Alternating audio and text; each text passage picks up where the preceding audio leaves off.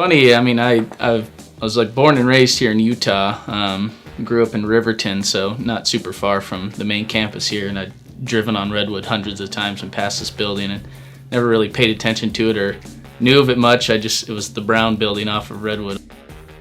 Yeah, I was definitely blown away with the cafeteria, and then because of COVID, they started doing free lunch, which is awesome. That's like a pay raise in itself. Yeah, the big company, knowing that there's, when I started, there was 2,000 people on campus, they were saying last year. So that's crazy that's that many people collaborating to create medical parts and stuff. I'm a injection molding technician, so pretty much what I do is I set up the molds and I make sure that plastic parts come out running good and look good and no defects, any troubleshooting, I guess. Honestly, I just found my way in through the career ladder here at Merit. So I started as an assembly worker. I guess when I turned 18, I came and got a job here. I was just looking for something part-time. I was actually going to school at the time. And I just kept going up the ladder, and I ended up dropping out of school because I just wasn't sure that I wanted to go into what I was doing there, and found this career ladder, and now I've gone back a couple of times and gotten certificates and stuff. So I started on assembly in the main building here for 6 months. So I was working on a team that there was 5 tables and there was 3 of us on each table, and we just kind of worked together we were on final assembly, so we were making the final products before they got sent out to boxing and then to the customers.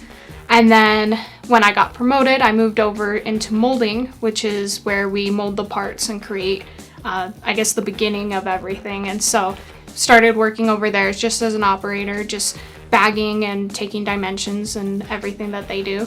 And then this next promotion that I just got, now I'm a technician, so I work with more of the QE, quality assurance people, and kind of make sure that everything is running smoothly on the floor. And they have a new program coming out this year, so I'm slowly helping them transition from how they're taking dimensions now to transferring to that new system. And I was currently doing a degree in manufacturing engineering.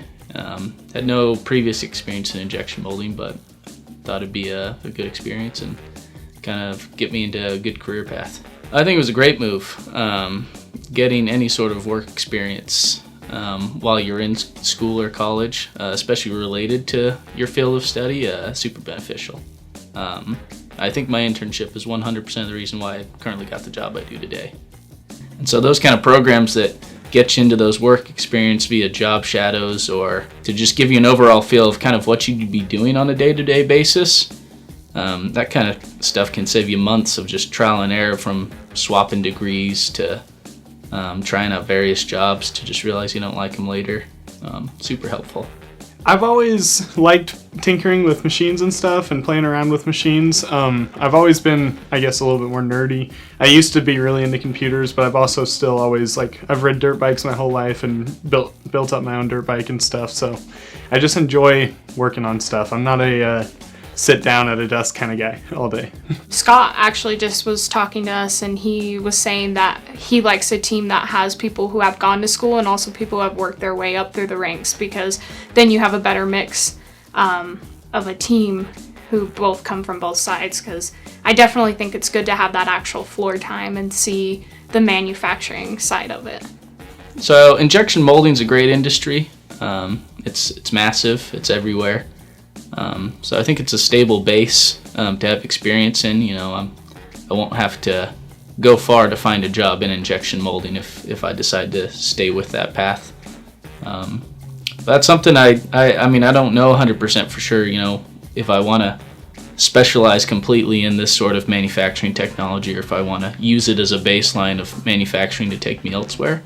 I want to eventually become an engineer. So right now as a technician, there's a couple more career ladders that I have to bump through, and then I can become an engineer, which is more, I guess, working with the part itself instead of just setting it up and getting it running. You'll actually be helping develop the process to give off to someone like me. I've always wanted to do customer service and help people, and so, but now that I'm kind of behind the scenes, but I'm also helping people at the same time, it's been really fun to kind of get to do that.